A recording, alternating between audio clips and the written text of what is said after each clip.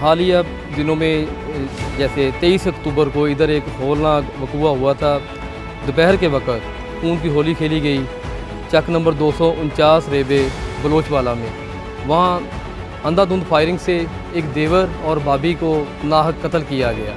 जैसे ही 15 पर हमें कॉल मसूल हुई, हमने फ़ौरी उधर रिस्पॉन्ड किया तो देखा तो एक मर्द और एक औरत जो गोलियों से छलनी हो चुके थे। हमने नामालूम मुल्ज़मान को ट्रेस किया। अल्लाह दिता उर्फ लोई और उसका बेटा मोहम्मद आसिफ उर्फ मानी, जो कि चक नंबर 243 रेबे जो खरना के रहायशी थे।